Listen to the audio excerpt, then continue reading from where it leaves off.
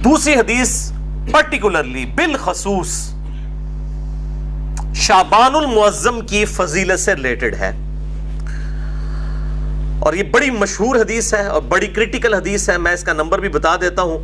سنن نسائی میں ہے 2359 انٹرنیشنل نمبر کے مطابق، اور دور حاضر میں دو بڑے محدثین شیخ زبیر لیزئی رحمہ اللہ تعالی المتوفى 1435 ہجری اور شیخ ناصر الدین البانی رحمہ اللہ تعالی المتوفى 1999 عیسوی، ان دونوں نے اس کی تحکیم کی ہے صحت کے ساتھ.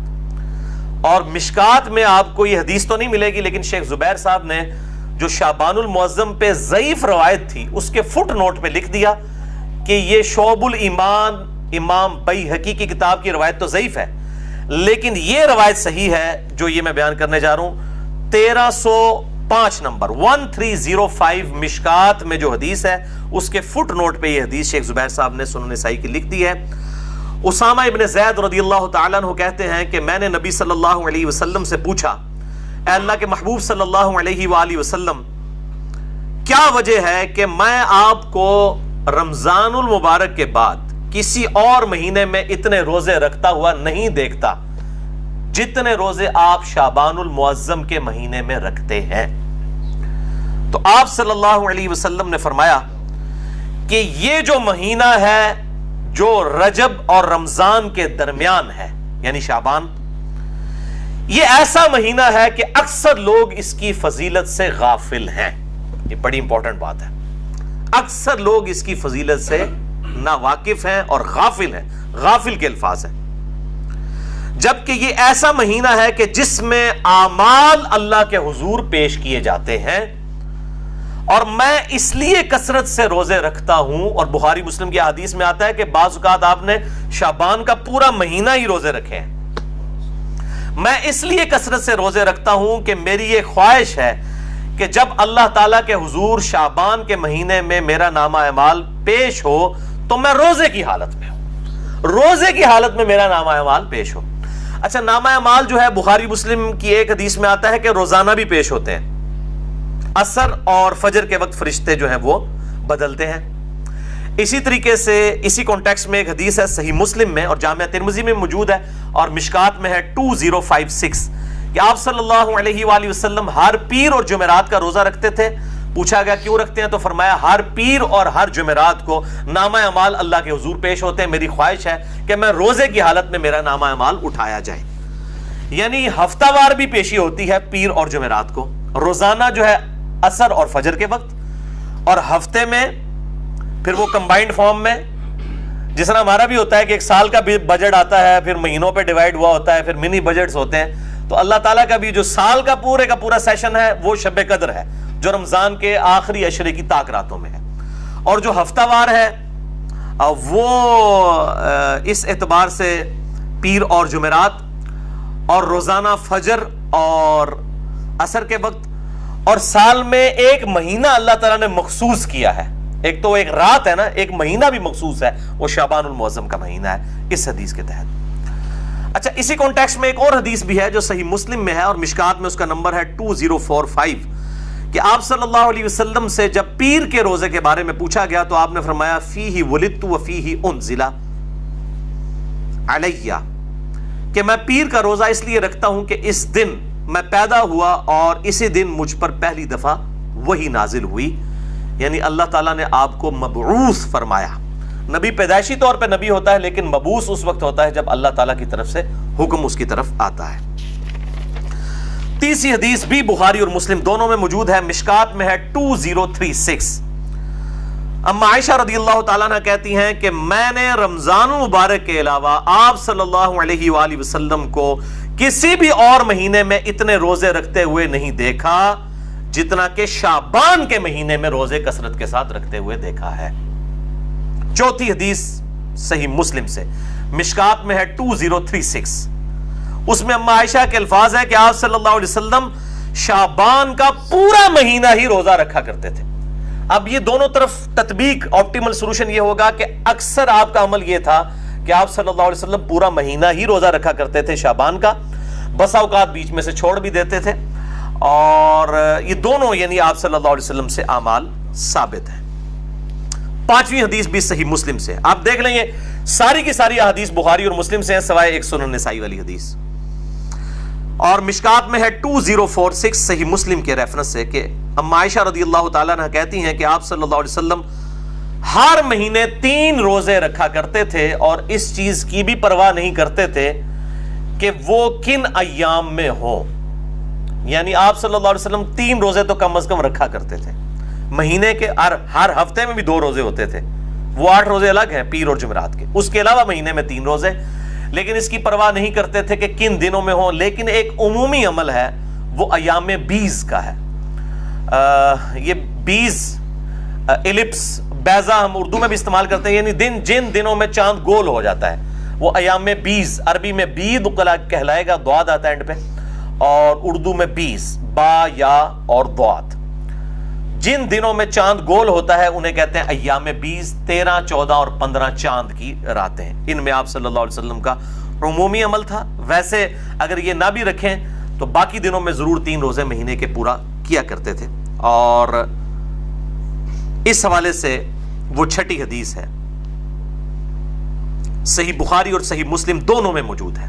مشکات میں ہے 2054 کہ آپ صلی اللہ علیہ وسلم نے فرمایا کہ ہر ماہ میں 3 روزے رکھ لینے والا گویا اس طرح ہے کہ وہ ہمیشہ ہی روزہ رکھتا ہے. یعنی ہمیشہ اگر کوئی شخص روزہ رکھے تو اگر مہینے میں 3 روزے رکھ لے تو اللہ تعالیٰ اس کو گویا اس طرح کا ثواب عطا فرمائے گا کہ وہ ہمیشہ روزہ رکھنے والے کے مترادف ہے. اور اسی حدیث میں الفاظ موجود ہیں کہ آپ صلی اللہ علیہ وسلم نے روزانہ روزہ رکھنے سے منع فرمایا اور فرمایا اگر کسی نے بہت روزے رکھنے ہیں تو داؤدی روزے رکھے, یعنی ایک دن روزہ رکھے اور ایک دن چھوڑ دے. یہ ایز اے لاسٹ ریزارٹ, یعنی مہینے میں آپ یہ ایک روزہ چھوڑ کے ایک روزہ یہ رکھ سکتے ہیں. اس کی اجازت مرحمت فرما دی. اچھا, یہ جو سیم فضیلت ہے جو مہینے میں 3 روزے رکھے اسے پورے سال کے روزوں کا ثواب ملے گا. اب مہینے میں 3 رکھیں تو سال کے کتنے بنے؟ 12 تیا 36. ایک آسان عمل بھی ہے وہ صحیح مسلم میں ہے اور مشکات میں 2047 کہ آپ صلی اللہ علیہ وآلہ وسلم نے فرمایا جو شخص رمضان کے بعد 6 روزے رکھ لے شوال کے. اب اس میں کوئی شرط نہیں ہے کہ وہ فوراً بعد شروع کرنے ہیں. بعض نے کہا جی ایک فوراً رکھ لو, باقی پاویں پورے مہینے رکھ لو. کوئی تفریق نہیں ہے. پورے مہینے میں جس وقت چاہیں یہ 6 کی گنتی پوری کر سکتے ہیں, چاہے فوراً بات کر لیں چاہے بعد میں شروع کریں, جس وقت مرضی یہ 6 روزے رکھ لے. صحیح مسلم مشکات میں 2047. تو گویا اس طرح ہے کہ وہ پورا سال ہمیشہ ہی روزہ رکھنے والے کے مترادف ہے. تو یہ اللہ تعالیٰ کی طرف سے آسانی ہے کہ آپ 36 روزے رکھ کے بھی اور 6 روزے رکھ کے بھی. جیسے صحیح مسلم میں حدیث ہے کہ سیدہ جویریہ رضی اللہ تعالیٰ عنہا آپ صلی اللہ علیہ وسلم فجر کے بعد کہیں گئے تو دیکھا مصلی پہ بیٹھی ہوئی ہیں. کافی دیر بعد آپ واپس آئے, سورج کافی بلند تھا, وہ اس وقت تک مصلی پہ بیٹھی عبادت کر رہی تھی. تو آپ نے فرمایا کہ تم صبح سے بیٹھی ابھی تک عبادت کر رہی ہو؟ انہوں نے کہا ہاں جی. تو آپ صلی اللہ علیہ وسلم فرمایا کہ میں نے 4 کلمات 3 دفعہ کہے ہیں اور مجھے اس سے زیادہ ثواب مل گیا. سبحان اللہ و بحمدہ عدد خلقہ ورضا نفسہ وزنۃ عرشہ ومداد کلماتہ. یہ 4 کلمات سبحان اللہ و بحمدہ کے ساتھ 3 دفعہ کہہ لیے اور کہا تم سے زیادہ ثواب مجھے مل گیا. وہی اللہ کی رحمت ہے. اسی طریقے سے شوال کے 6 روزے سے بھی پورے سال کے روزوں کا ثواب مل جائے گا. مہینے کے 3 روزے رکھنے سے بھی پورے سال کے روزے. تو آپ چوپڑیاں نالے 2 کرو, جس کو زیادہ شوق ہے وہ 3 روزے بھی رکھے, شوال کے 6 روزے بھی رکھے. باقی میرا اپنا پرسنل جو ہے ایکسپیرینس اور تجربہ یہ کہتا ہے کہ اگر رمضان کے فوراً ساتھ ہی 6 رکھ لیے جائیں تو وہ آسان ہوتے ہیں رکھنے, کیونکہ ایک روٹین بنی ہوئی ہوتی ہے. جب آپ روٹین توڑتے ہیں پھر ذرا مشکل ہو جاتا ہے. جائز تو ہے اور اس میں کوئی قدغن بھی نہیں ہے, لیکن اس وقت فوراً ساتھ رکھ لینا آسانی ہوتا ہے. 7ویں حدیث بھی بخاری اور مسلم دونوں میں ہے. مشکات میں 1262 سیدنا ابو ہریرہ کہتے ہیں رضی اللہ تعالیٰ عنہ کہ نبی صلی اللہ علیہ وسلم نے مجھے 3 کاموں کی نصیحت کی تھی. نمبر 1 مہینے میں 3 روزے رکھنا, وہی ایام 20 والے. نمبر 2 روزانہ اشراق یا چاشت یا دوحہ یا اوابین, یہ چاروں ایک ہی نماز کے نام ہے. میرا مسئلہ نمبر آپ 30 دیکھ لیں, میں نے اس میں بتایا. چاشت کی کم از کم 2 رکعتیں پڑھ لینا, اور تیسرا سونے سے پہلے وتر پڑھ لینا. ویسے تو افضل ہے آخری پیر میں، لیکن جو شخص مطلب اہتمام نہ کر سکتا ہو تو سونے سے پہلے ضرور پڑھ لے. آپ صلی اللہ علیہ وسلم سے ہر طرح ثابت ہے، سونے سے پہلے بھی اور رات کو اٹھ کے بھی. اور نماز وتر پہ میں نے ڈیٹیل 2 گھنٹے کا لیکچر دے دیا ہے، مسئلہ نمبر 130، مسئلہ نمبر 130، نماز وتر سے متعلق صحیح فقہی احکام و مسائل. 8ویں حدیث سنن نسائی سے ہے، مشکات میں اس کا نمبر ہے 2071.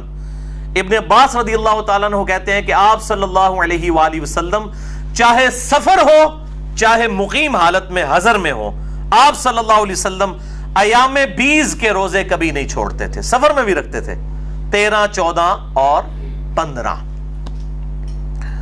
9ویں حدیث سیدنا ابو ذر غفاری رضی اللہ تعالیٰ عنہ کے حوالے سے ہے، جامعہ ترمذی میں اور سنن نسائی کے اندر، مشکات میں اس کا نمبر ہے 2057.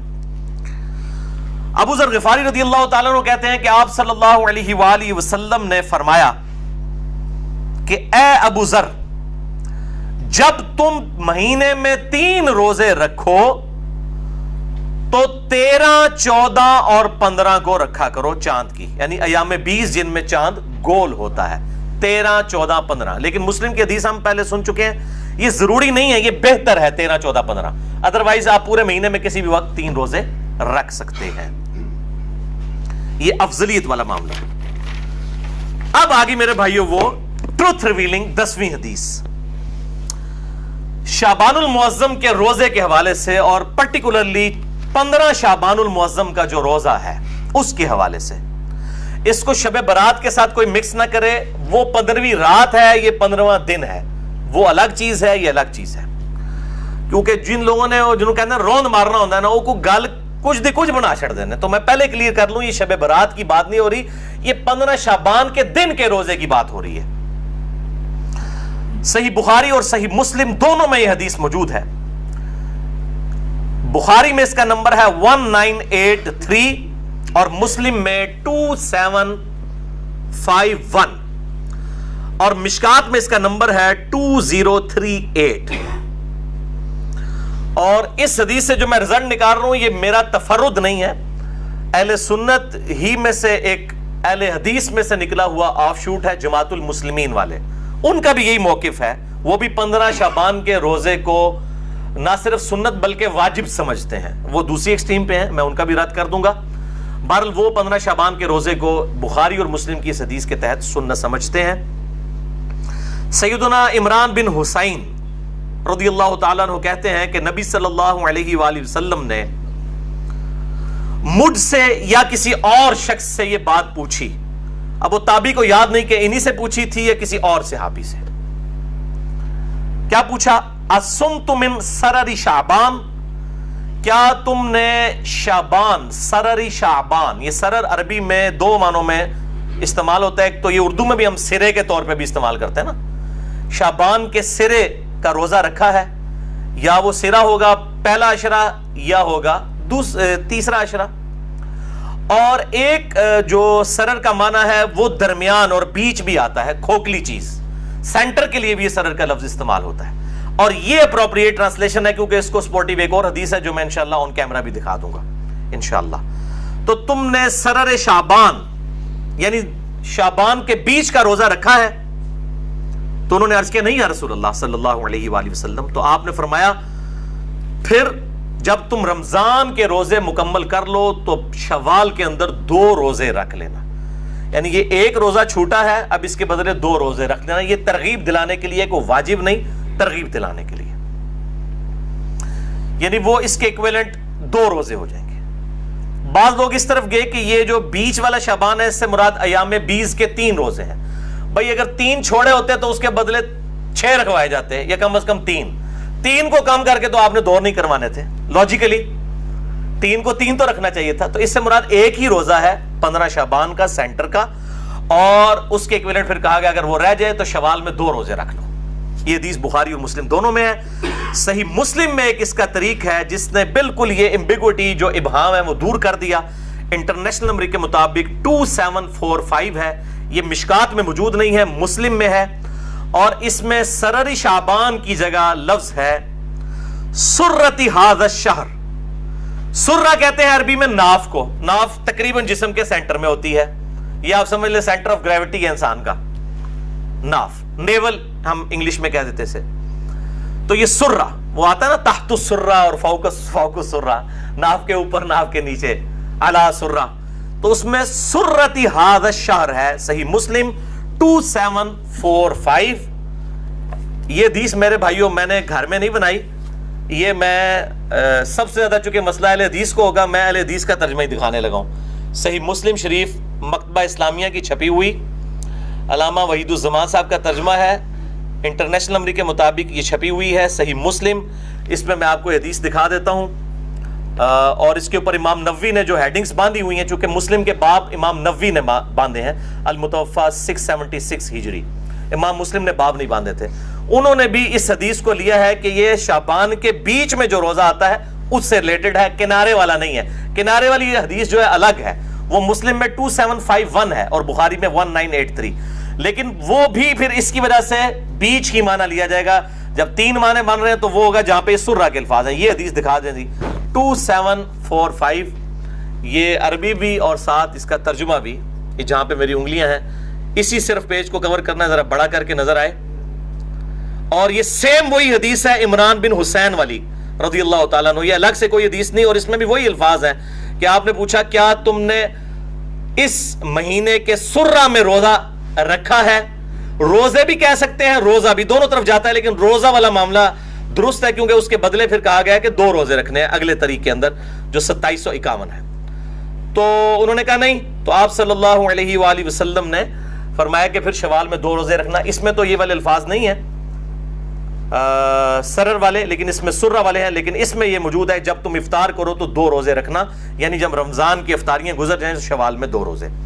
تو یہ سرہ کے الفاظ ہیں, ناف کے سینٹر کے, اور یہ بالکل صحیح معنی بنتا ہے. اور اب سرر کا معنی شعبان کا آخری کنارہ تو ویسے نہیں لیا جا سکتا, کیونکہ شعبان کے اینڈ پہ آپ صلی اللہ علیہ وآلہ وسلم نے مخصوص کر کے روزہ رکھنے سے منع فرمایا, کیونکہ پھر رمضان کا پروٹوکول ڈسٹرب ہو جائے گا. جیسا کہ صحیح مسلم میں آتا ہے کہ فرض نماز جہاں پہ پڑھی ہے وہاں پہ آپ سنتیں نہ پڑھیں بلکہ بکھر کے پڑھیں تاکہ وہ پروٹوکول ڈسٹرب نہ ہو. اسی طریقے سے رمضان کے پروٹوکول کو ڈسٹربنس سے بچانے کے لیے کہا گیا شعبان کے آخری عشرے میں جو 2-3 دن ہیں ان کے اندر آپ نے روزہ نہیں رکھنا. اور ایک اور حدیث ہے جو اس کو سپورٹیو ہے, جامعہ ترمذی اور سنن ابن ماجہ میں اور مشکات میں 1974, کہ آپ صلی اللہ علیہ وآلہ وسلم نے فرمایا جب شعبان کا نصف ہو جائے تو پھر اس کے بعد روزے مت رکھو. اس سے بھی یہ بات پتہ چل گئی کہ وہ سرر شعبان سے مراد صرف نصف ہی لیا جا سکتا ہے, آخری عشرہ نہیں لیا جا سکتا. البتہ ایک ایکسیپشن ہے جو صحیح بخاری اور صحیح مسلم میں ہے, مشکات میں 1973, وہ پچھلی تھی مشکات میں 1974, یہ 1973, کہ آپ صلی اللہ علیہ وآلہ وسلم نے فرمایا تم میں جو رمضان پائے وہ رمضان سے پہلے 1 یا 2 دن جو ہے ان میں شعبان کا روزہ نہ رکھے, ہاں مگر یہ کہ جو شروع سے رکھتا چلا آ رہا ہو, یعنی جو پورا شعبان روزے رکھ رہا ہے اس کو اجازت ہے کہ وہ شعبان کے آخری دنوں میں بھی روزے رکھ سکتا ہے, لیکن کوئی مخصوص کر کے آخری 2 دنوں کے روزے نہیں رکھے گا. اس حوالے سے یہ بات بالکل کلیئر ہو گئی. تو اب اس میں فائنل کنکلوژن یہ ہوا کہ ایام 20 کے کانٹیکسٹ میں 3 روزے شعبان کے اندر تو سنت ہے, 13, 14 اور 15, اور اس میں بھی جو پرٹیکولرلی 15 شعبان کا روزہ ہے جو سرہ ہے, سینٹر ہے اس کا, جو صحیح مسلم میں ہم نے حدیث پڑھ لی 2745, اس کے تحت وہ روزہ رکھا جائے گا. اور جماعت المسلمین والوں کی وجہ سے مجھے یہ چیز پہلی دفعہ ایکسپلور ہوئی, پھر میں نے خود بھی تحقیق کی, اور پھر جو حدیثیں ان کے علم میں بھی نہیں تھی وہ بھی میں نے ڈھونڈ لی. یہ سرہ کے الفاظ والی حدیث ان کے علم میں نہیں تھی, وہ سرر والی صرف لے کے آتے تھے, ہم نے اس میں ویلیو ایڈیشن کی ہے, سرہ والی حدیث بھی ڈھونڈ دی ہے الحمدللہ. تو لیکن وہ کہتے ہیں یہ واجب ہے, واجب نہیں ہے. واجب تو 10 محرم کا روزہ نہیں ہے جو فرض تھا. بخاری اور مسلم میں حدیث ہے کہ 10 محرم کا روزہ رمضان کی فرضیت سے پہلے ہر مسلمان پہ فرض تھا. جب رمضان کے روزے فرض ہوئے تو آپ صلی اللہ علیہ وآلہ وسلم نے حکم عام دیا کہ اب جس کی مرضی 10 محرم کا روزہ رکھے, جس کی مرضی نہ رکھے, اور وہ بھی پھر بعد میں کہا گیا 9 اور 10 2 ملا کے رکھنے ہیں, وہ الگ سے ایک ٹاپک ہے. تو جب 10 محرم کا روزہ جو رمضان سے پہلے فرض تھا اس کی فرضیت ختم ہو گئی رمضان کی وجہ سے, تو یہ 15 شعبان کا روزہ کیسے واجب یا فرض ہو سکتا ہے؟ بہرحال سنت ہے اور اس کی ترغیب دلائیں. اس کے اوپر مٹی ڈالی ہوئی تھی لوگوں نے اور وہ فوراً فکر پڑ جاتی تھی نہیں جی وہ 15 شعبان کے روزے کی بات کریں گے تو لوگ شب برات منانا شروع کر دیں گے. یہ تو اسی طریقے سے صحیح مسلم میں حدیث ہے قبروں پہ جاؤ تاکہ آخرت کی یاد آئے. تو کوئی کہنے جی یہ مسلم کی یہ حدیث نہ بیان کریں, لوگ قبروں پہ جائیں گے تو قبروں سے مانگنا شروع کر دیں گے. یہ وہی چیز ہے کہ ناک میں مکھی بیٹھے تو ناک ہی کاٹ دو, بھائی مکھی کو اڑائیں آپ. تو یہ جو علماء کے فرقہ وارانہ تعصب پر مبنی رویے ہیں, اب آج تو زیر عتاب اہل حدیث علماء میں, اس کے علاوہ بھی جو بریلوی دیوبندی ان کے اندر اس سے زیادہ خرابیاں پائی جاتی ہیں, اہل تشیع کے اندر اس سے زیادہ خرابیاں پائی جاتی ہیں. میں سب کو مطلب پرٹیکولر کر رہا ہوں. ظاہر ہے کہ بعض اوقات کسی ایک کا دن ہوتا ہے, آج چونکہ ان کا دن آیا ہوا ہے اور اس کے بعد اب بریلیوں والا معاملہ شروع ہو جائے گا.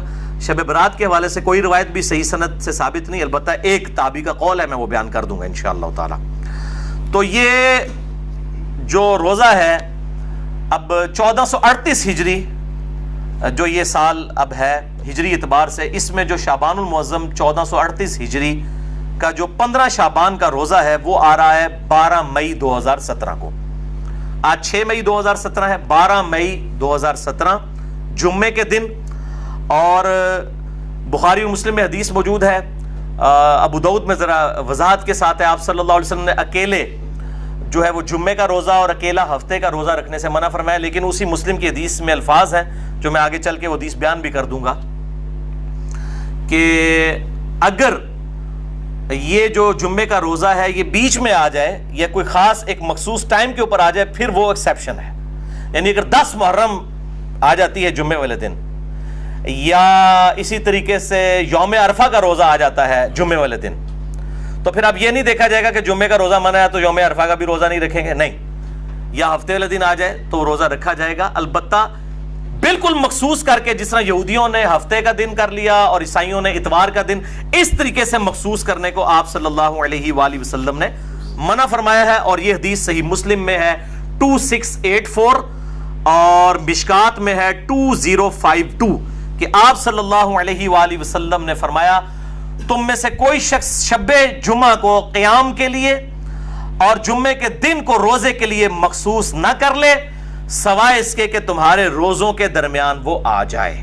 اگر وہ کوئی ایسا معاملہ ہے جو علیحدہ سے فضیلت موجود ہے, یا آپ کنزیکٹیو روزے رکھ رہے ہیں یا الگ سے فضیلت ہے, اس کی پھر ایکسیپشن ہے. اور بیسیکلی یہود و نصارہ کی مخالفت کے لیے بات کی گئی, لیکن افسوس امت صرف جمعے کی نماز ہی پڑھتی ہے اکثر. حالانکہ آپ صلی اللہ علیہ وسلم نے کہا کہ اس طرح کے سے تم نہ بن جانا یہودیوں کی طرح اور عیسائیوں کی طرح, نعوذ باللہ من ذالک. تو 15 شعبان 1438 ہجری بمطابق 12 مئی 2017 اسلام آباد میں ختم سحری جو ہے وہ 3:30 ہے, اور آپ جہلم کا نکالنا ہے تو آپ 3 منٹ مائنس کر لیں. اور اسلام آباد میں افطار جو ہے وہ پورے 7 بجے ہے. یہ دارالاسلام کا جو کیلنڈر ہے جو پرو مسلم سافٹ ویئر سے بھی آپ میچ کر لیں تو آپ کو یہی ٹائم ملے گا. 12 مئی 2017 کو 15 شعبان المعظم کا جو روزہ ہے رکھنا ہے انشاءاللہ تعالی, اور اس کی ترغیب بھی دلائیں. اور 13, 14, 15 3 رکھ لیں تو زیادہ بہتر ہے. بل 15 کا جو روزہ ہے وہ 12 مئی 2017 کو اسلام آباد میں 3:30 تو یہاں ہوگا 3:27 ختم سحری. اور افطار جو ہے وہ 7 بجے, اور یہاں پہ آپ 6:57 بن جائے گا جہلم میں. تو میں پھر کلیئر کر دوں کہ یہ 15 شعبان کے روزے کی بات کر رہا ہوں, شب برات کے روزے کی بات نہیں میں کر رہا. یہ دو الگ چیزیں ہیں, ان کو بالکل مکس نہ کریں.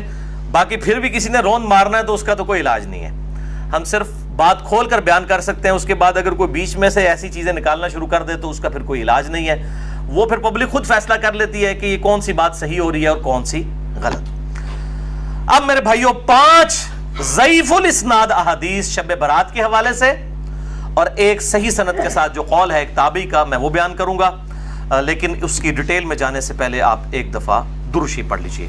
اللہم صلی علی محمد وعلی آل محمد کما صلیت علی ابراہیم وعلی آل ابراہیم انک حمید مجید. اللہم بارک علی محمد وعلی آل محمد کما بارکت علی ابراہیم وعلی آل ابراہیم انک حمید مجید. 15 شعبان کی رات جسے عرف عام میں شب برات کہا جاتا ہے, چھٹکارے کی رات. حالانکہ یہ چھٹکارے کی رات دراصل حقیقت میں جو قرآن کی روح سے چھٹکارے کی رات ہے اور تقدیر کے فیصلوں کی رات ہے وہ رمضان کے آخری عشرے کی تاک راتوں میں سے ایک رات ہے. میں انشاءاللہ اس پہ احادیث بھی بیان کر دوں گا. بہرحال یہ 5 احادیث پبلک میں مشہور ہیں, 5 کی 5 ضعیف ہیں. سن لیجئے. پہلی حدیث جامعہ ترمذی اور سنن ابن ماجہ سے ہے, مشکات میں ہے 1299, بڑی مشہور حدیث ہے. اما عائشہ رضی اللہ تعالیٰ عنہ کہتی ہیں آپ صلی اللہ علیہ وآلہ وسلم کو میں نے ایک رات بستر پہ نہیں پایا تو میں آپ کو ڈھونڈتے ہوئے نکلی تو آپ صلی اللہ علیہ وآلہ وسلم بقیع غرقد تشریف لے گئے تھے, بقیع قبرستان میں, اور آپ صلی اللہ علیہ وآلہ وسلم نے وہاں پر یعنی دعا فرمائی. اور اما عائشہ کہتی ہیں کہ میں آپ صلی اللہ علیہ وآلہ وسلم سے پہلے ہی واپس آ گئی تو آپ صلی اللہ علیہ وسلم نے مجھ سے مخاطب ہو کر فرمایا کہ کیا تم نے یہ گمان کیا تھا کہ اللہ اور اس کا رسول تم سے خیانت کریں گے؟ یعنی سانس پھولا ہوا تھا تو آپ کو پتہ چل گیا کہ یہ میرے پیچھے آئی تھی. یعنی مراد یہ کہ تم یہ سمجھی کہ میں کسی اور زوجہ کے پاس چلی گئی, اور وہی اما عائشہ نے کہا کہ ہاں میں یہی سمجھی تھی. تو آپ نے فرمایا یہ بے شک نصف شعبان کی رات ہے, یعنی 15ویں رات ہے شعبان کی, 14 اور 15 کی درمیانی رات. اس رات اللہ تعالیٰ آسمان دنیا پر نزول فرماتا ہے جیسا کہ اس کی شان کے لائق ہے, اور بنی کلب کی بکریوں کے بالوں سے بھی زیادہ لوگوں کی مغفرت کر دیتا ہے. لیکن یہ روایت ہے ضعیف. ڈاکٹر طاہر القادری صاحب یہ روایت پڑھتے پڑھتے ٹھٹک گئے کیونکہ اس کے آگے لکھا تھا امام ترمذی نے کہ روایتی جعلی ہے. لیکن یہ علماء اتنے بے شرم ہیں اور بالکل خیال نہیں کرتے ہیں کہ آدھی حدیثیں پڑھتے ہیں, اور چلے کوئی جاہل ہو تو ہم اس کو بینیفٹ آف ڈاؤٹ دے سکتے ہیں, لیکن اگر کوئی عالم اس طرح کی کام کرے گا تو اس کو تو پھر ہم نہیں چھوڑیں گے. یہ بے شرمی کی انتہا ہے اور علمی خیانت کی انتہا ہے. ٹھٹک گئے. آگے کے الفاظ ہیں, امام ترمذی کہتے ہیں کہ یہ روایت منقطع ہے, سب سے شدید جرح ہے کہ راویوں کی ملاقات ہی نہیں ہے آپس میں. اور وہ کہتے ہیں اس میں جو تبع تابعی ہے یحییٰ بن کثیر, اس کی ملاقات تابعی عروہ سے ثابت نہیں جو سیدہ عائشہ کے بھانجے تھے, اور جو تبع تابعی ہے حجاج, اس کی ملاقات یحییٰ بن کثیر سے سما ثابت نہیں ہے. اور پھر ساتھ امام ترمذی نے لکھا کہ میں نے اپنے استاد امام بخاری رحمہ اللہ تعالی جنہوں نے صحیح بخاری لکھی ہے ان سے جب اس حدیث کے بارے میں پوچھا تو انہوں نے بھی کہا یہ حدیث صحیح نہیں ہے, یہ حدیث ضعیف ہے, اور یہ سارے سکم انہوں نے بتائے. البتہ ایک حدیث ہے صحیح مسلم میں 2256 جس میں رات کا تو ذکر نہیں کہ یہ کون سی تھی, بہرحال یہ الفاظ موجود ہیں صحیح مسلم 2256 کہ آپ صلی اللہ علیہ وسلم ایک دفعہ رات کو اٹھ کے قبرستان بقیع غرقد چلے گئے, 3 دفعہ یوں ہاتھ اٹھا کر آپ نے دعا کی, بڑی لمبی دعا کی. اما عائشہ بھی پیچھے پہنچی اور پھر بعد میں پہلے ہی وہ آگے اپنے بسترے پہ سانس پھولا ہوا تھا. آپ نے فرمایا کہ تو میرے پیچھے آئی تھی, تو نے کیا سمجھا اللہ اور اس کا رسول خیانت کریں گے؟ سیم وہی الفاظ ہے. پھر آپ نے فرمایا کہ جب تم سوئی ہوئی تھی, لیٹی ہوئی تھی, میں نے گمان کیا کہ تم سو گئی ہو, میرے پاس جبرائیل آئے تھے, انہوں نے مجھے اللہ کا پیغام دیا کہ جا کر بقیع غرقد میں جو دفن ہے مسلمان ان کے لیے دعائے مغفرت کریں. تو میں ان کی دعائے مغفرت کے لیے بقیع غرقد قبرستان میں آیا اور 3 دفعہ ہاتھ اٹھا کے دعا کی. اس سے یہ بھی بات پتہ چلی کہ بعض جو سلفی علماء کا یہ موقف ہے کہ قبر کے سامنے ہاتھ اٹھا کے دعا نہیں کر سکتے, وہ بالکل باطل ہے. قبر کے سامنے ہاتھ اٹھا کے دعا کر سکتے ہیں, اور اس میں یہ نہیں ہے کہ وہ قبر والے سے مانگ رہے ہیں, وہ آپ اللہ ہی سے مانگ رہے ہیں. نبی صلی اللہ علیہ وسلم نے بقیع غرقد قبرستان میں 3 دفعہ ہاتھ اٹھا کے دعا کی, صحیح مسلم 2256.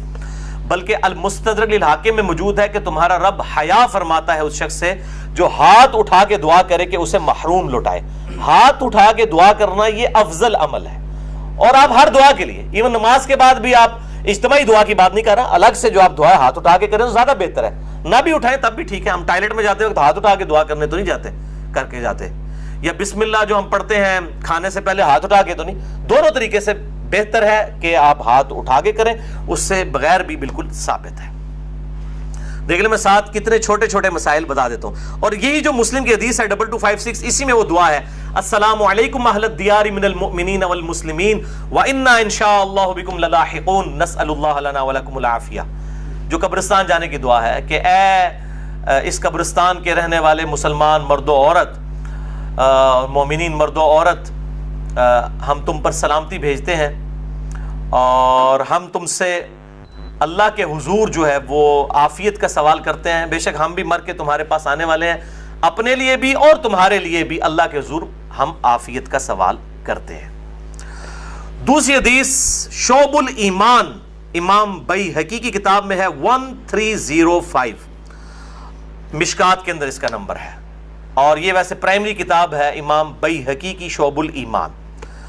اما عائشہ کہتی ہیں کہ 15 شعبان کی رات تھی، اس کے بارے میں آپ صلی اللہ علیہ وآلہ وسلم نے فرمایا کہ 15ویں رات کو اس سال پیدا ہونے والے اور اس سال فوت ہونے والوں کے نام لکھ دیے جاتے ہیں، اسی رات اعمال اوپر چڑھتے ہیں اور لوگوں کا رزق بھی لکھ دیا جاتا ہے۔ یہ سارے فضائل قرآن کے اندر سورہ القدر سورت نمبر 97 میں تقدیر کے فیصلے کی رات اور سورہ الدخان کے اندر شب قدر کے بارے میں آئے ہیں۔ اور میرا اصول یہ ہے کہ اگر کوئی حدیث جس کو محدثین بھی ضعیف کہہ رہے ہوں اور وہ قرآن سے بھی ٹکرا رہی ہو تو اس کو ریجیکٹ کرنا بالکل آسان کام ہے اس حوالے سے۔ وہ حدیث بھی میں انشاءاللہ بعد میں بتا دیتا ہوں۔ تو یہ روایت بھی منقطع ہے، اس میں ابن حارث جو تابعی ہے اس کی سیدہ عائشہ سے کوئی ملاقات ثابت نہیں ہے، یہ منقطع روایت ہے۔ اور دوسرے طریق میں ابن کثیر العبدی ضعیف راوی ہے۔ البتہ جو شعبان میں اعمال اللہ کے حضور چڑھائے جاتے ہیں وہ حدیث ٹھیک ہے، سنن نسائی 2359 جو ہم آلریڈی ڈسکس کر چکے ہیں۔ تیسری حدیث سنن ابن ماجہ سے ہے 1306 مشکات کے اندر اس کا نمبر ہے، اور اس حدیث کو وہ ضعیف جمع ضعیف برابر ہے حسن کا فارمولہ لگا کے شیخ البانی نے صحیح کہا ہوا ہے۔ اور اس میں مجھے ایک لطیفہ بھی ضمناً یاد آ گیا، آج سے کئی سال پہلے اسلام آباد میں ایک اہل حدیث عالم جو ہے وہ بریلویوں پہ گرج رہے تھے، یہ بدعت ہے اس رات میں عبادت کرنا، کوئی ثابت نہیں، کوئی حدیث نہیں۔ تو میں نے ان کو ایک چٹ لکھ کے بھیجی کہ آپ کے جو روحانی ابا جان ہے محدث اعظم سعودیہ شیخ ناصر الدین البانی، انہوں نے تو یہ سنن ابن ماجہ کی روایت کو جو مشکات میں 1306 ہے اس کو تو صحیح کہا ہوا ہے، تو مہربانی کر کے یہ جتنا غصہ ہے یہ البانی پہ بھی نکالیں آپ۔ تو اگر آپ کہتے ہیں اس کی اجتہادی غلطی ہے تو ان بیچاروں کو بھی اجتہادی غلطی کہہ کے چھوڑ دیں، یعنی آپ نے دوغلی پالیسی کیوں رکھی ہے؟ یا کم از کم پبلک کو بتائیں تو صحیح۔ لے جی بے شرمی کی انتہا ہے، اس بندے نے چٹ بھی پڑھی ہے لیکن بیان نہیں کیا۔ اپنے بابے سب کو ہی پیارے ہیں، ہمارا بابا ہمیں پیارا تو وہی صاحب ہے، بابے سب کو پیارے ہیں۔ یہ بابوں کا فتنہ بڑا خطرناک ہے، چاہے وہ کسی بھی شکل میں نکل آئے۔ تو یہ مجھے ضمناً بات یاد آ گئی اسی حدیث کے حوالے سے۔ ابو موسیٰ اشعری رضی اللہ تعالیٰ عنہ کہتے ہیں کہ نبی صلی اللہ علیہ وسلم نے فرمایا، بے شک اللہ تعالیٰ شعبان کی 15ویں رات اپنے بندوں پر خصوصی توجہ فرماتا ہے اور تمام مخلوق کو بخش دیتا ہے سوائے نمبر 1 مشرک کے اور نمبر 2 کینہ رکھنے والے کے۔ یہ انتہائی سخت ضعیف روایت ہے اور اس میں کئی حکم ہیں۔ نمبر 1 زبیر بن مسلم اور عبد الرحمن مجہول راوی ہیں، ان نون راوی ہیں، جن کا کوئی یعنی لاپتہ راوی ہیں جن کا کوئی تعارف نہیں ہے۔ دوسرا ابن لہیہ اور ولید بن مسلم، یہ دونوں مدلس ہیں اور عام سے روایت کر رہے ہیں اور سما کی تصریح کوئی نہیں ہے۔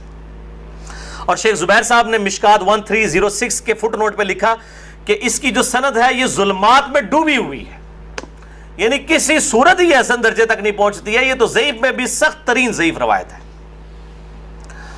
اور اس میں پھر اب وہ 11,000 وولٹ والی روایت یہاں پہ بیان کر دوں جو کہتے ہیں ہم صحیح اور ضعیف کا فرق نہیں کرتے، اور میری مجبوری ہے، اس کے بغیر یہ دماغ میں ڈرل نہیں ہوتا یہ روایت میں بیان نہ کروں تو۔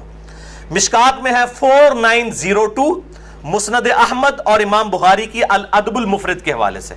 امام بخاری کی بھی ساری حدیثیں صحیح نہیں ہیں، صرف صحیح بخاری کی روایتیں صحیح ہیں، الادب المفرد میں یہ ضعیف روایت ہے۔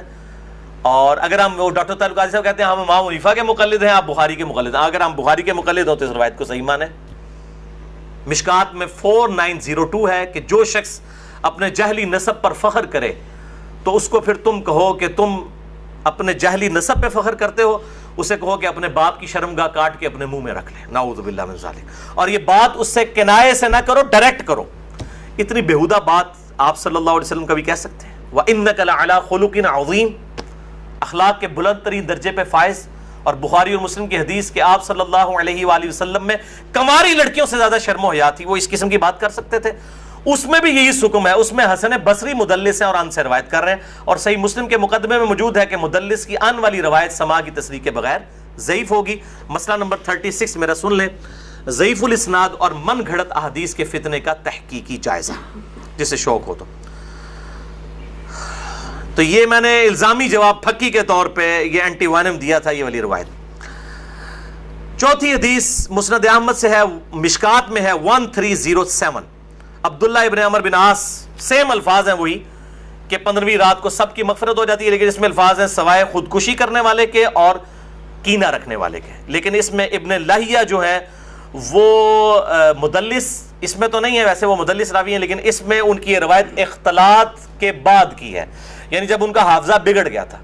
یہ امام حاکم نے المستدرک الحاکم میں کئی روایتوں کو بخاری مسلم کی شرط پہ صحیح کہا ہے، اور بات بھی صحیح ہے کہ بخاری اور مسلم کے راویوں سے وہ حدیثیں ہیں، لیکن ان میں کئی راوی ایسے ہیں، کئی صحابہ بھی ایسے ہیں کہ وفات سے پہلے وہ اپنی حدیثوں کو مکس کر جاتے تھے، حافظہ کمزور پڑ گیا۔ تو اگر راوی ثقہ ہو، بعد میں اس کا حافظہ بگڑ جائے، تو اس کے حافظہ بگڑنے سے پہلی والی روایتیں جو ہوں گی وہ صحیح ہوں گی، بعد والی ضعیف ہوں گی۔ یہ بعد والی ہے کیوں؟ جو راوی ان سے یہ روایت بیان کر رہا ہے اس کی ملاقات ان کا حافظہ بگڑنے کے بعد ہوئی ہے، وہ پہلے کا راوی نہیں ہے۔ اسی وجہ سے امام حاکم کی کئی روایتیں جن کو وہ بخاری اور مسلم کی شرط پہ صحیح کہتے ہیں وہ ضعیف ہو جاتی ہیں۔ یہ میں آپ کو ٹیکنیکل پوائنٹ بتا رہا ہوں۔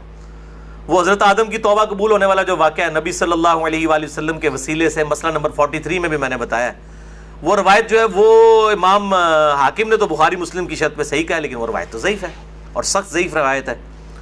تو یہ چیزیں خیال رکھی جائیں۔ اور یہاں پہ میں ایک ضمناً اور بات بھی عرض کر دوں کہ یہ اہل تشیع کے ہاں بھی شعبانیہ منایا جاتا ہے 15 شعبان کی رات کو۔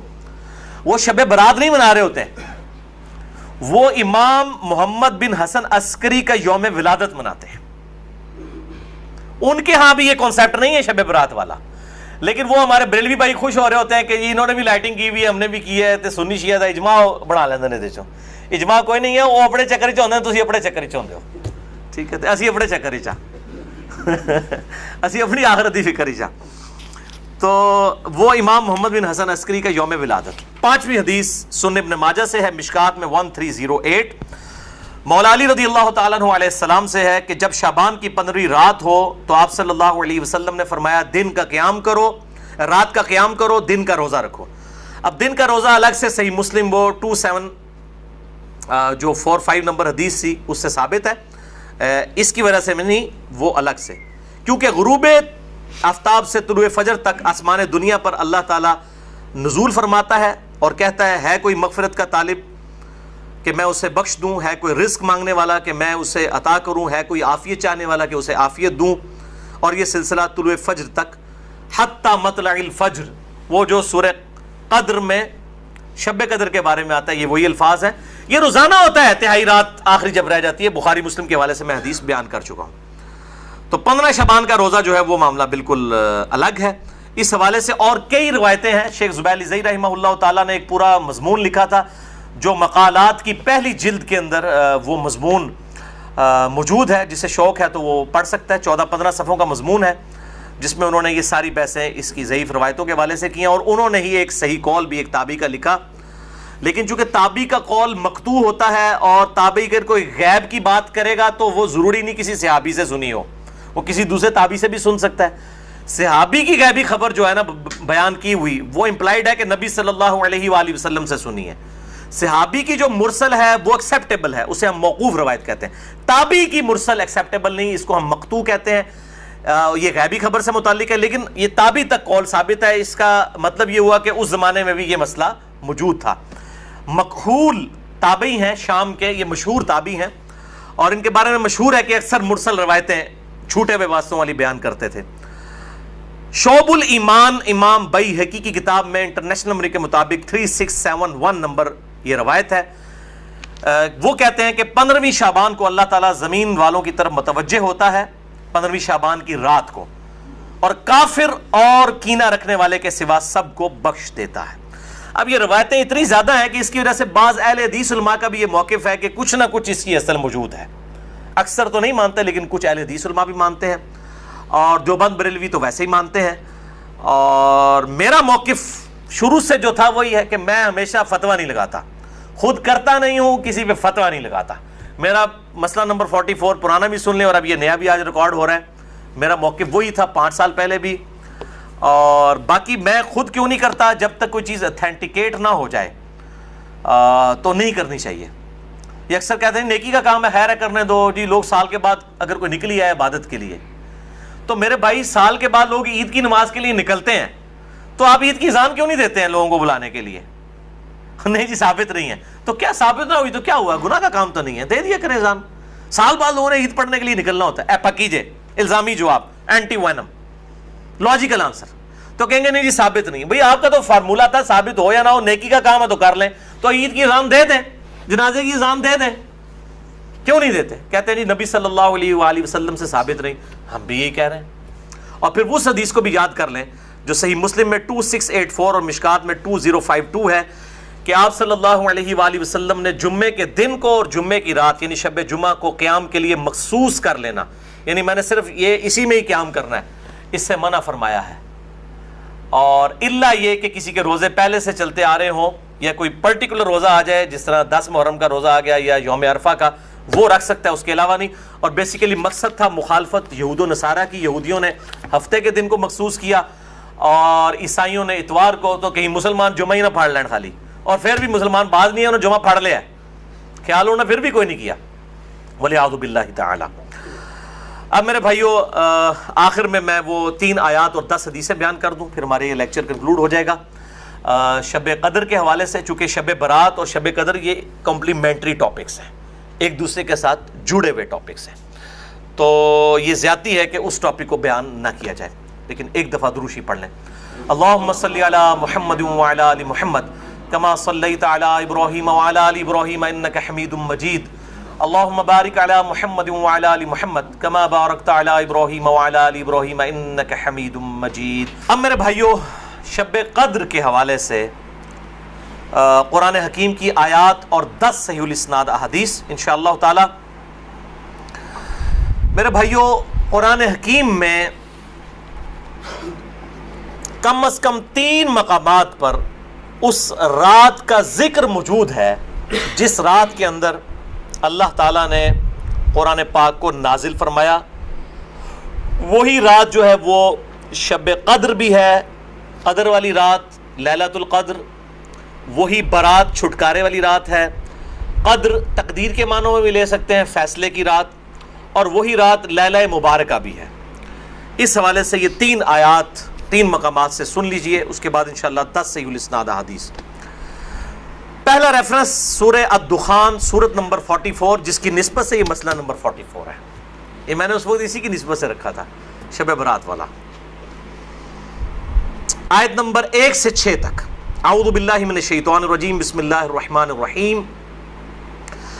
حامیم والکتاب المبین انا انزلناہ فی لیلۃ مبارکۃ انا کنا منذرین فیہا یفرق کل امر حکیم امرا من عندنا انا کنا مرسلین رحمتا من ربک انہ هو السمیع العلیم. حامیم حروف مقطعات ہیں. اس روشن کتاب کی قسم, لوح محفوظ بھی ہو سکتی ہے, قرآن حکیم بھی. بے شک ہم نے اس قرآن کو ایک مبارک رات میں نازل کیا اور ہم ہی ڈر سنانے والے ہیں آخرت کا اس کتاب کے ذریعے. اس رات میں بانٹ دیا جاتا ہے ہر اہم کام. وہ جو کہتے ہیں جی وہ شب برات میں, وہ شب قدر کے بارے میں تمام کام ہماری طرف سے ہوتے ہیں اور ہم ہی فرشتوں کو بھیجنے والے ہوتے ہیں, یعنی اس میں فرشتے بھی نازل ہوتے ہیں. رحمت ہے تمہارے رب کی طرف سے, بے شک وہ سننے والا اور علم والا ہے. اچھا, اب ظلم یہ کیا گیا, انہوں نے کہا یہ جو ہے وہ شب برات کے بارے میں آیات ہے. اندازہ کریں, اب وہ شب برات کے بارے میں, تو قرآن تو شب برات میں نازل نہیں ہوا. انہوں نے کہا نہیں جی قرآن 2 بار نازل ہوا ہے. ایلو سامو, یعنی ایک جھوٹ کو چھپانے کے لیے دوسرا جھوٹ.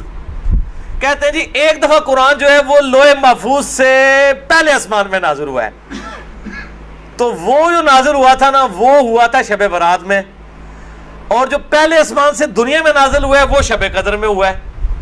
اب یہ کہاں لکھا ہوا ہے, کس جگہ پہ لکھا ہوا ہے؟ ایون جو آپ روایتیں بھی ضعیف پیش کرتے ہیں شب برات کے حوالے سے, ان میں بھی یہ موجود نہیں ہے کہ اس کے اندر قرآن نازل ہوا ہے. لیکن ایک جنہوں کہتے ہیں چھڑ دیتی ہے سمالون, تو یہ بات مشہور کر دیتے ہیں, حالانکہ اس کی کوئی اصل نہیں ہوتی ہے. قرآن خود اس کی حفاظت کر رہا ہے. قرآن کہہ رہا ہے کہ ہم نے اس قرآن کو ایک بابرکت رات میں نازل کیا. اب قرآن سے پوچھیں گے وہ رات کہاں ہے, وہ ہے اگلا ریفرنس سورۃ البقرہ آیت نمبر 185. شہر رمضان الذی انزل فیہ القرآن ھدی للناس وبینات من الھدی والفرقان. رمضان کا مہینہ وہ ہے جس میں ہم نے القرآن نازل کیا, جس میں ہدایت ہے اور اس میں ہدایت کے روشن دلائل ہیں اور یہ الفرقان حق اور باطل میں تمیز کرنے والی کتاب ہے. فائنل ٹیسٹمنٹ ہے اس اولڈ ٹیسٹمنٹ اور نیو ٹیسٹمنٹ کے بعد یہ فائنل ٹیسٹمنٹ. تو اب اگر وہ رات رمضان کے مہینے میں ہے تو وہ پھر شب برات وہ والی نہیں ہوگی. شب برات جو ہے وہ شب برات، شب قدر ہی شب برات ہے، یہی شب مبارکہ ہے. تیسرا ریفرنس قرآن حکیم کی مکمل سورت ہے، سورت القدر، سورت نمبر 97 پارہ نمبر 30 میں.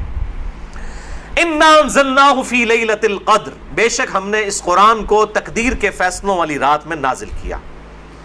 وَمَا أَدْرَاكَ مَا لَيْلَةُ الْقَدْرِ، اور تمہیں کیا ادراک ہے، تمہیں کیا پتا کہ یہ لیلۃ القدر کیسی رات ہے. لیلۃ القدر خیر من الف شہر، یہ وہ رات ہے جو کہ 1000 مہینوں سے افضل ہے. یعنی قمری اعتبار سے آپ سمجھ لیں کوئی 84-85 سال، اور سولر ایئرز کے اعتبار سے 82 سال کی عبادت سے بہتر ہے اس رات میں عبادت کرنا. تنزل الملائکۃ والروح فیہا باذن ربہم من کل امر، اس میں فرشتے نازل ہوتے ہیں اپنے رب کی جانب سے تمام اہم کام لے کر. وہی فیہا یفرق کل امر حکیم. دیکھیں قرآن کے پیچھے قرآن کی آیات، قرآن کی سب سے بیسٹ تفسیر وہ ہے جو قرآن سے کی جائے. سلام، یہ رات سراپا سلامتی ہے. ہی حتی مطلع الفجر، اور یہ سلامتی ہے فجر کا وقت شروع ہونے تک، طلوع فجر تک. ویسے تو بخاری مسلم کی میں نے حدیث بیان کی کہ پورا سال ہی آخری تہائی رات میں اللہ تعالیٰ کی طرف سے ندا آتی ہے، لیکن اس کی خصوصیت یہ ہے کہ مغرب کا وقت شروع ہونے سے لے کر طلوع فجر تک یہ پوری کی پوری رات اللہ تعالیٰ کی طرف سے ایک خاص رات ہے جس میں فرشتے نازل ہوتے ہیں، اہم کام بانٹے جاتے ہیں، تقدیر کے فیصلوں کی رات ہے. تو یہی شب قدر ہے، یہی شب برات ہے، یہی لیلہ مبارکہ ہے. یہ سارے کے سارے نام اسی پہ فٹ بیٹھتے ہیں. اب آخر میں 10 صحیح الاسناد احادیث اور 10 کی 10 جو ہیں وہ میں مشکات سے ان کے نمبرز بھی بتا دوں گا، اور بخاری اور مسلم پرائمری بکس کے نمبر نہیں بتاؤں گا، مشکات کے نمبر بتاؤں گا جو انسائکلوپیڈیا آف حدیث ہے. پہلی حدیث صحیح بخاری صحیح مسلم دونوں میں ہے، مشکات میں ہے 1958. آپ صلی اللہ علیہ وآلہ وسلم نے فرمایا جو شخص ایمان اور احتساب کے ساتھ، احتساب کہہ دیں گے آپ 3 چیزوں کو جوڑ کے، اخلاص، ثواب اور اصلاح نفس، جو ایمان اور احتساب کے ساتھ رمضان کے مہینے کے روزے رکھ لے، اللہ تعالیٰ اس کے سابقہ سارے گناہوں کی مغفرت فرما دے گا. اور جو ایمان اور احتساب کے ساتھ رمضان کی راتوں کا قیام کر لے، یعنی تراویح قیام اللیل کر لے، اس کے بھی سابقہ سارے گناہ معاف ہو جائیں گے. اور جو ایمان اور احتساب کے ساتھ لیلۃ القدر کا قیام کر لے، اس کے بھی سابقہ سارے گناہ معاف. لیکن لیکن لیکن صرف چھوٹے گناہ، کبیرہ گناہ صرف توبہ سے معاف ہوتے ہیں. چھوٹے گناہ تو آٹومیٹکلی معاف ہو جاتے ہیں نیک اعمال کرنے سے. اس کے ثبوت میں وہ حدیث ہے صحیح مسلم کی جو مشکات میں ہے 564. آپ صلی اللہ علیہ وآلہ وسلم نے فرمایا اگر کبیرہ گناہوں سے بچا جائے تو 5 نمازیں، ایک نماز سے دوسری نماز تک، ایک جمعے سے دوسرا جمعہ، اور ایک رمضان سے دوسرا رمضان، درمیان کے تمام گناہوں کا کفارہ بن جائیں گے اگر کبیرہ سے بچا جائے. تو نماز چھوڑنا خود ہی کبیرہ، ورنہ لوگ کہیں جی ایک رمضان ہی پڑھ لو، دوسرے رمضان وشکالی پار. کیوں؟ صحیح مسلم میں حدیث ہے مشکات میں ہے 569 کہ بندے کے کفر اور اسلام، شرک اور اسلام کے درمیان فرق نماز ہے. یہ اتنا کبیرہ گناہ ہے کہ بندے کے کفر اور اسلام کا فرق ہے. تو جو کبیرہ گناہ کر رہا ہے نماز والا، اس کا کیسے ایک جمعے سے دوسرا جمعہ کفارہ بن سکتا ہے، یا ایک رمضان سے دوسرا رمضان کفارہ بن سکتے ہیں؟ دوسری حدیث بھی بخاری اور مسلم سے ہے مشکات میں 2083. آپ صلی اللہ علیہ وآلہ وسلم نے فرمایا شب قدر کو رمضان کے آخری عشرے کی تاک راتوں میں تلاش کرو، 21ویں، 23ویں، 25ویں، 27ویں اور 29ویں. تیسری حدیث بھی بخاری اور مسلم سے ہے اور مشکات میں اس کا نمبر ہے 2086. آپ صلی اللہ علیہ وسلم نے رمضان کا پہلا عشرہ اعتکاف کیا، پھر دوسرا عشرہ بھی اعتکاف کیا، پھر سر مبارک خیمے سے باہر نکالا اور کہا کہ میں نے پہلا عشرہ اعتکاف کیا تھا شب قدر کی تلاش میں، لیکن مجھے نہیں ملی، دوسرے میں بھی نہیں ملی. پھر ایک فرشتے نے آ کے مجھے خبر دی کہ اس کو آپ آخری عشرے میں تلاش کریں، اگر تم میں سے کوئی اعتکاف میرے ساتھ کرنا چاہتا ہے تو کر لے۔ اور پھر آپ صلی اللہ علیہ وآلہ وسلم نے فرمایا مجھے خواب میں وہ رات دکھا دی گئی، اور اس میں مجھے رات میں وہ خواب میں دکھائی گئی لیکن پھر مجھے بھلا دی گئی۔ سنقرئک فلا تنسى الا ما شاء اللہ، اے نبی ہم تمہیں پڑھائیں گے، تم کبھی نہیں بھولو گے مگر جب اللہ چاہے گا۔ بھلا دی گئی، اور اس کیوں بھلائی گئی وہ آگے بخاری کی حدیث بھی آ جائے گی۔ پھر بھلا دی گئی۔ بہرحال مجھے ایک بات یاد ہے کہ اس رات صبح کے وقت جب میں فجر کی نماز پڑھ رہا ہوں گا تو میرے ماتھے پر کیچڑ کا نشان ہوگا۔ یہ آپ کو خواب میں دکھایا گیا۔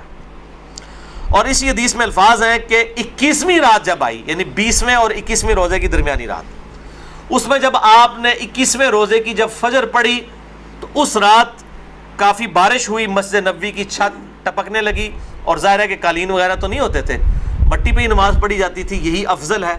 لہٰذا اہل تشیع کا پارشلی مقدمہ اس حوالے سے مضبوط ہے کہ مٹی پہ ہی سجدہ ہونا چاہیے۔ تو بہرحال آپ صلی اللہ علیہ وآلہ وسلم کے ماتھے پر مٹی کا نشان پڑ گیا۔ صحابہ کہتے ہیں جب نماز کے بعد آپ صلی اللہ علیہ وسلم جب رخ انور صحابہ کی طرف کرتے تھے تو انہوں نے دیکھا کہ آپ صلی اللہ علیہ وآلہ وسلم کے ماتھے پر مٹی کا نشان ہے، تو صحابہ کو پتہ چلا اچھا آج شب قدر تھی۔ اچھا اب آپ دیکھیں کہ یہ نہیں ہے کہ کوئی شے نظر آ جاتی ہے، ورنہ صحابہ کو بھی نظر آئی، آپ صلی اللہ علیہ وسلم کو بھی کوئی چیز نظر نہیں آئی۔ اور یہاں اتنا مشہور کیا کہتا ہے جی سمندر کا پانی میٹھا ہو جاتا ہے، اور ایک کوڑ مارنے چھڑ دو ان ماڈرن دور جے کسی گورے نے سن لی نا گل، وہ جناب بہ جائے گا رمضان دا پورا مہینے روزانہ دا ایک ٹیسٹ لے گا اور کہے گا دسو کس داڑے جناب شاید میٹھا ہوتا ہے سمندر دا پانی۔ جس سارے درخت سجدے میں گر پڑتے ہیں، بھائی ہم CCTV کیمرے لگا لیتے ہیں، پتہ لگ جائے گا کس وقت گرتے ہیں۔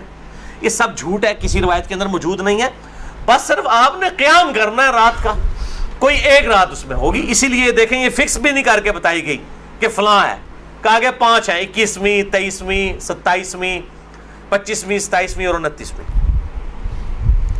چوتھی حدیث صحیح مسلم سے عبداللہ بن انیس کی، مشکات میں 2087، اس میں بھی یہی پورا واقعہ ہے، لیکن اس میں الفاظ یہ ہیں، آپ دوسرے صحابی کہتے ہیں کہ وہ 23ویں شب تھی، ابو سعید خدری کہہ رہے ہیں وہ 21ویں تھی کیچڑ والی، اور عبداللہ ابن انیس کہہ رہے ہیں وہ 23ویں تھی، لیکن یہی دو اختلاف آ گئے۔ تو وہ 21ویں بھی ہو سکتی ہے، 23ویں بھی، 25ویں بھی، 27ویں بھی، اور اس کی حکمت کیا ہے بدلنے کی میں بعد میں بتاتا ہوں۔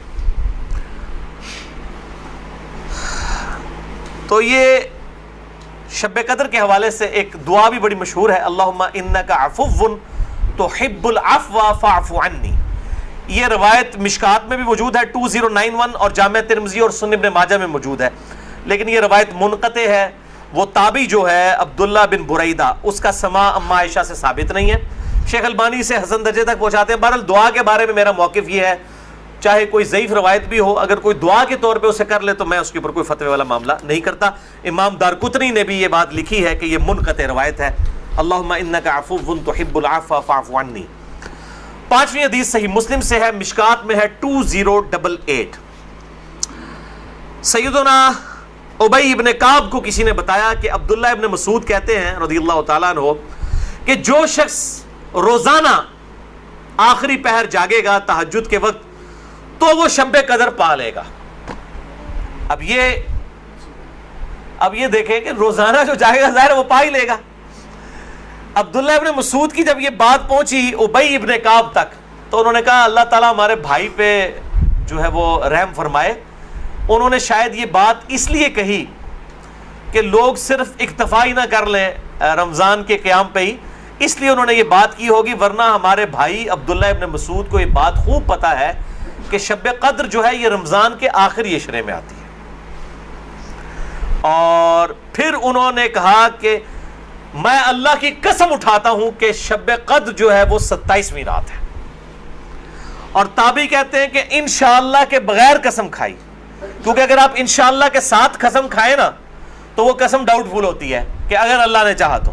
انشاءاللہ کے بغیر قسم کھائی جاتی ہے تو کنفرم ہوتا ہے کہ وہ بات ڈیفینیٹ کر رہا ہے، کرنے والا واقعی قسم کھا رہا ہے۔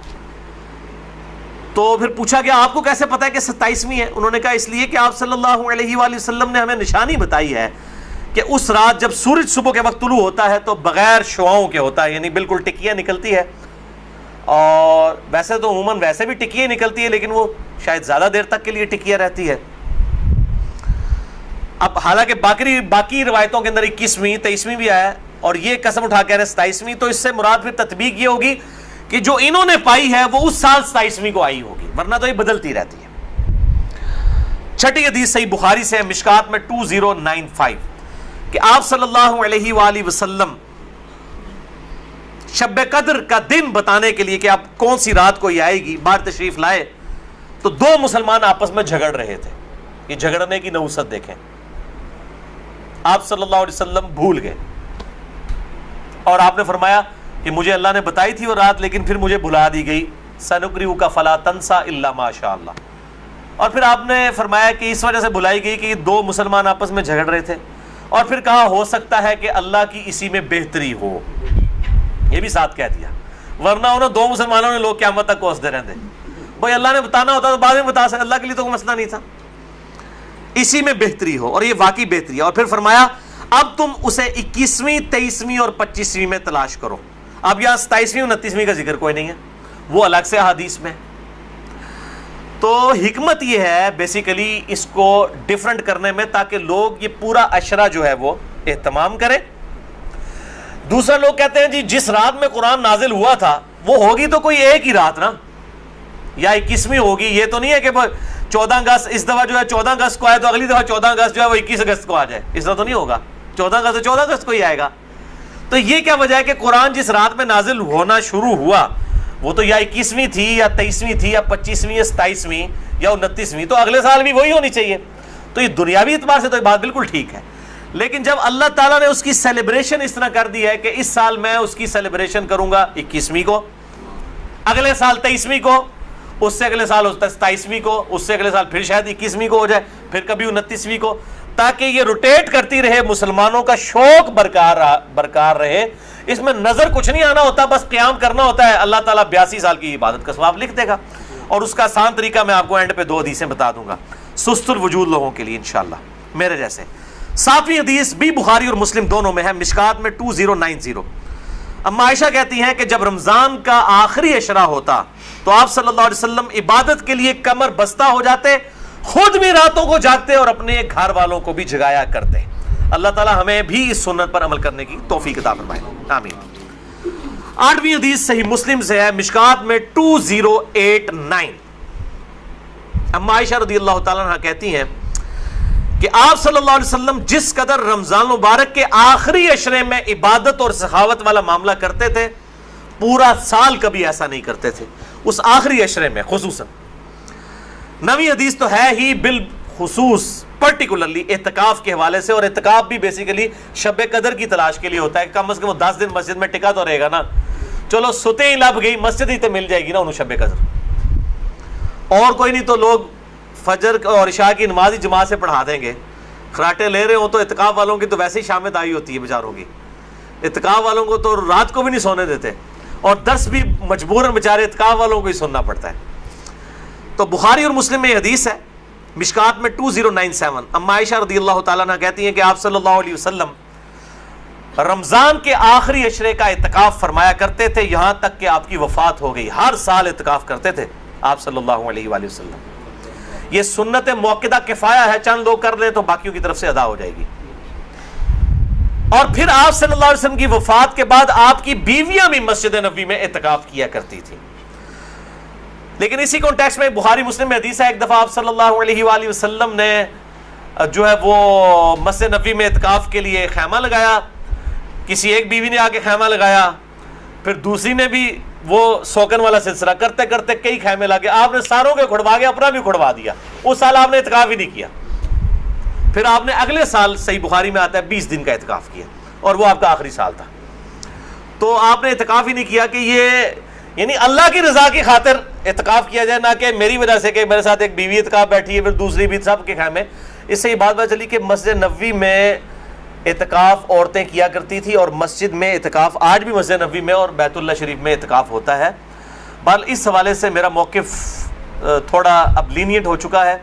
اب جو پرفتن دور ہے جس کے اندر یہ موبائل کیمرے اور ویڈیوز اور سیکیورٹی تقریباً ختم ہو چکی ہے مسجدوں کی، اس صورتحال میں اگر عورتیں گھروں میں اعتکاف کر لیں تو اجتہاداً اس میں بھی کوئی حرج نہیں ہے، کیونکہ مسجدیں جو ہے آج کل عورتوں کے اعتکاف کے اعتبار سے خطرے سے خالی نہیں ہے، جیسا کہ یہ موبائل فون ہے، اور لوگوں کی اگلے دن بھی اخبار میں خبر آئی تھی، وہ تصویر کسی کی چڑھا دی، اس طریقے سے اس عورت نے خودکشی کر لی۔ اس قسم کے واقعات ہوتے ہیں، لہٰذا اس میں میرے خیال ہے اہل حدیث جو سختی کرتے ہیں وہ نہیں کرنی چاہیے۔ حنفیوں کا موقف مجھے مضبوط لگتا ہے، خصوصاً اس دور کے اعتبار سے۔ میں حرام نہیں کہہ رہا، مسجد میں بیٹھنا بہتر ہے، مسجد نبوی شریف میں جہاں پہ سیکیورٹی ہے بیٹھیں، لیکن ہمارے ملک کے اندر میں نہیں سمجھتا کہ سوائے چند ایک جگہوں کے اس طرح کی سیکیورٹی اویلیبل ہو، جہاں پہ ہو ضرور کریں۔ لیکن عورت نفلی روزہ اور اعتکاف اپنے خاوند کی مرضی کے بغیر نہیں کر سکتی، ذرا یہ ذہن میں رکھیے گا۔ 10ویں حدیث جامعہ ترمذی میں ہے، سنن نبی داؤد میں ہے، سنن ابن ماجہ میں، مشکات میں 2102 انس ابن مالک کا بیان ہے کہ آپ صلی اللہ علیہ وسلم رمضان کے آخری 10 دن میں اعتکاف فرمایا کرتے تھے، لیکن ایک سال نہ کر سکے تو اگلے سال 20 دن کا اعتکاف فرمایا۔ وہ ایک سال وہ بیویوں کی وجہ سے ہی نہیں کیا۔ اور صحیح بخاری میں 2099 نمبر حدیث ہے کہ جس سال آپ کی وفات ہوئی، یہ 20 دن والا اعتکاف آپ صلی اللہ علیہ وآلہ وسلم نے اس سال کیا تھا جس سال آپ کی وفات ہوئی۔ اور اس بخاری کی حدیث میں الفاظ ہیں کہ اس سال پھر جبرائیل علیہ السلام کے ساتھ 2 دفعہ دورہ قرآن کیا۔ اور بخاری مسلم میں آتا ہے نا، جو سیدہ فاطمہ کے کان میں ایک بات کہی تھی کہ اس سال میرے ساتھ 2 دفعہ دورہ کیا جبریل نے، مجھے لگتا ہے کہ میری موت کا وقت قریب آ چکا ہے، تو وہ رو پڑی۔ اور پھر ایک اور بات کہی کہ تم جنتی عورتوں کی سردار ہو، تو وہ مسکرا پڑی۔ تو آپ صلی اللہ علیہ وآلہ وسلم کے ساتھ اس آخری اعتکاف میں 2 دفعہ دورہ قرآن حضرت جبرائیل نے کیا، الحمدللہ۔ یہ تلک عشرۃ کاملہ 10 پوری ہوئیں۔ اب آخری 2 حدیثیں شارٹ کٹ گفٹ کے طور پر شب قدر کا آسان قیام پانے کے لیے۔ پہلی حدیث صحیح مسلم سے ہے 1491 اور مشکات میں بھی ہے 630۔ سیدنا عثمان ابن عفان رضی اللہ تعالیٰ عنہ علیہ السلام کہتے ہیں کہ نبی صلی اللہ علیہ وآلہ وسلم نے فرمایا، جس شخص نے عشاء کی نماز جماعت سے پڑھ لی گویا اس نے آدھی رات کا قیام کیا، اور پھر جس نے فجر کی نماز بھی جماعت سے پڑھ لی گویا اس نے پوری رات کا قیام کیا۔ اللہ اکبر کبیرہ والحمد للہ کثیرہ وسبحان اللہ بکرۃ واصیلہ۔ اور یار ایسے کر سکتے ہیں نا کہ رمضان کے آخری عشرے میں پورے عشرہ کر لو تو جفت تاک دا بھی رولا بن جاتا ہے تے چاند دی وجہ نہ۔ پورا رمضان ہی اہتمام کریں، پورا سال ہی اہتمام کریں، فجر اور عشاء جماعت کے ساتھ، اور کوئی رکعت فوت نہ ہو۔ اگر ایک رکعت بھی فوت ہوگی تو وہ پاکستانی انڈیا بنگلہ دیش والی جماعت ہے، اللہ کے حضور وہ جماعت نہیں لکھی جاتی۔ جماعت اسی صورت میں ہے کہ آپ کی 4 کی 4 رکعتیں امام کے ساتھ ہو، سلام امام کے ساتھ آپ پھیریں گے، تو یعنی امام کے رکوع میں جانے سے پہلے پہلے آپ قیام کی حالت میں اس کے ساتھ مل جائیں سورہ فاتحہ پڑھ کے، تو آپ کو وہ 4 رکعتیں ملیں گی، اور فجر کی 2 رکعتیں اس صورت میں۔ تو عشاء کی نماز آدھا قیام اور فجر کی بھی، اور رمضان میں تو ویسے ہی اٹھنا ہوتا ہے، بڑا آسان ہے الحمدللہ۔ دوسری حدیث جامعہ ترمذی میں ہے 806، سنن ابن ماجہ میں 1327، ترمذی میں 806۔ یہ واحد حدیث ہے آج کے پورے لیکچر میں جو مشکات میں موجود نہیں ہے، میں نے ترمذی اور ابن ماجہ کا نمبر بتا دیا۔ ابو ذر غفاری رضی اللہ تعالیٰ عنہ کہتے ہیں کہ نبی صلی اللہ علیہ وسلم نے فرمایا، جو شخص امام کے ساتھ قیام اللیل کر لے رمضان میں یہاں تک کہ امام سلام پھیر کر فارغ ہو جائے، یعنی تراویح پڑھانے کے بعد، تو اسے پوری رات کے قیام کا ثواب ملے گا۔ اگر کوئی اکیلا تراویح پڑھتا ہے اس کے لیے فضیلت نہیں ہے، یہ جو امام کے ساتھ تراویح پڑھ لینا عشاء کے ساتھ ہی، اس کو پوری رات کے قیام کا ثواب ملے گا۔ اچھا، یہ جماعت کی جہاں پہ باتیں ہو رہی ہیں یہاں پہ عورتوں کو استثناء حاصل ہے، عورتوں کے لیے واجب نہیں ہے کہ مسجد میں جائیں، چلی جائیں، اگر کر سکتی ہیں تمام ضرور کریں، ان کو گھر میں بھی اللہ تعالیٰ انشاءاللہ تعالیٰ اس حوالے سے ثواب عطا فرما دے گا۔ خصوصاً عورتیں پوچھ رہتی ہیں جی ہم کہاں سے یہ جماعت، ہم یہ آسان طریقہ، تو عورتوں کے لیے پھر اس حوالے سے آسانی ہوگی انشاءاللہ تعالیٰ۔ تو قیام اللیل اور تراویح کے حوالے سے مسئلہ نمبر میرا 20 ہے، وطر کے حوالے سے مسئلہ نمبر 130 ہے، اور آج انشاءاللہ یہ نیو 44 شب قدر شب برات کے حوالے سے ریکارڈڈ ہو گیا اللہ کے فضل سے۔ رمضان کا آلریڈی 53 ہے، لیکن میں انشاءاللہ اگلے 2 ہفتوں میں اسے 2 نشستوں میں ریوائز کر کے ریکارڈ کروا رہا ہوں انشاءاللہ ڈیٹیل کے ساتھ، 53A اور 53B مسئلہ کے عنوان سے انشاءاللہ تعالی۔ اور ان طاق راتوں میں صلاۃ التسبیح کا بھی اہتمام کریں۔ ڈیٹیل کے لیے مسئلہ نمبر ہے 91 میرا صلاۃ التسبیح کے اوپر، اب وہ آپ ضرور دیکھیں، کیونکہ صلاۃ و تسبیح بہت بڑی عبادت ہے تو قیام کرنا ہی ہے. اعتکاف والے لوگ ویسے ہی گپے مارتے رہیں اور جناب وہ فیس بک پہ بیٹھے رہیں, اس سے بہتر ہے کہ کم از کم ہر طاق رات میں صلاۃ و تسبیح کا اہتمام کریں, جماعت کے ساتھ نہیں, انڈیویجول لیول کے اوپر. نفلی نماز جو ہے وہ جماعت کے ساتھ, اگر بغیر دعوت کے کبھی کبھار ہو جائے وہ الگ بات ہے, وہ ثابت ہے, بخاری مسلم سے ثابت ہے. لیکن یہ جس طریقے سے اشتہار بازی کی ہوتی ہے کہ فلاں مسجد میں صلاۃ و تسبیح کی جماعت اتنے بجے ادا کی جائے گی, یہ چیز ٹھیک نہیں ہے. اگر بغیر اعلانیہ ہو, اعتکاف والے بیٹھے ہیں, اچانک ایک بندہ آگے ہوتا ہے, پیچھے لوگ نیت کر لیتے ہیں, اس کا جواز بخاری مسلم سے موجود ہے. میں نے اس کے اوپر جو ہے وہ اپنی جو کوسچن آنسر سیشن تھے, مسئلہ نمبر 110 ABCDEFGH, اس کے اندر میں نے یہ بیان بھی کیا ہے الحمدللہ. اللہ تعالیٰ سے دعا ہے جو حق بات میں نے کہی اللہ تعالیٰ ہمارے دلوں میں راسخ فرمائے. اگر جس بات میں میرے منہ سے کوئی غلط بات نکل گئی تو اللہ تعالیٰ ہمارے دلوں سے معاف کر دے. ہمیں کتاب و سنت کی تعلیمات پر عمل کر کے دوسرے بھائیوں تک پہنچانے کی توفیق عطا فرمائے. سبحانک اللہم و بحمدک, اشہد ان لا الہ الا انت, استغفرک و اتوب الیک, وما علینا الا البلاغ المبین. جزاکم اللہ خیرا.